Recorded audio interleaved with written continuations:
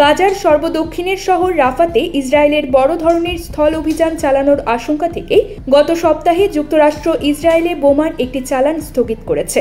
মার্কিন প্রশাসনের একজন জ্যেষ্ঠ কর্মকর্তা বিবিসিকে এ তথ্য নিশ্চিত করেছেন। সম্ভাব্য চালানটিতে 1,80,02,000 পাউন্ড ও 17,500,000 পাউন্ড ওজনের বোমা থাকার কথা ছিল। ওই কর্মকর্তা জানিয়েছেন, রাফাতে বেসামরিক লোকজনের মানবিক সংকট নিয়ে যুক্তরাষ্ট্রের উদ্বেগ পুরোপুরি আমলে নেয়নি ইসরায়েল। এ ব্যাপারে কোনো তাৎক্ষণিক মন্তব্য করেনি ইসরায়েল।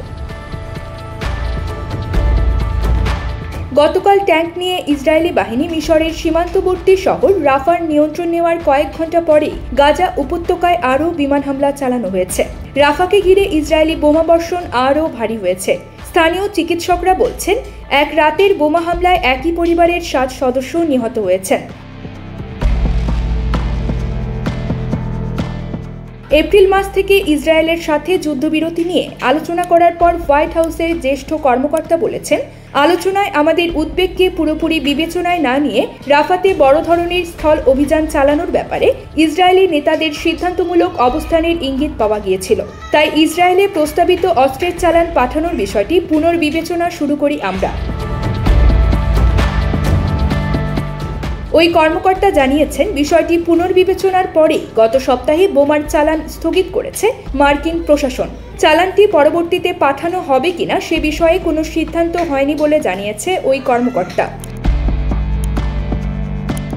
ইসরায়েলি বাহিনীর অব্যাহত হামলার কারণে গাজার উত্তর ও মধ্যাঞ্চল থেকে পালিয়ে ফিলিস্তিনিরা রাফাতে আশ্রয় নিয়েছেন। সোমবার ইসরায়েল মিশরীয় সীমান্তবর্তী শহর রাফার কিছু অংশ খালি করার নির্দেশ দিয়েছিল।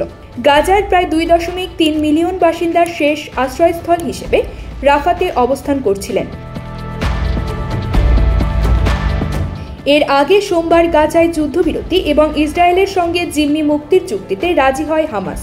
যুদ্ধবিরতিতে মধ্যস্থতা করছে মিশর ও ইরান, কিন্তু ইসরায়েল জানিয়েছে শর্তগুলো তাদের দাবি পূরণ করেনি এবং যুদ্ধবিরতি চুক্তি নিয়ে আলোচনা চালানোর মাঝেই দেশটির সামরিক বাহিনী রাফাতে হামলা চালিয়েছে। News desk, focus TV.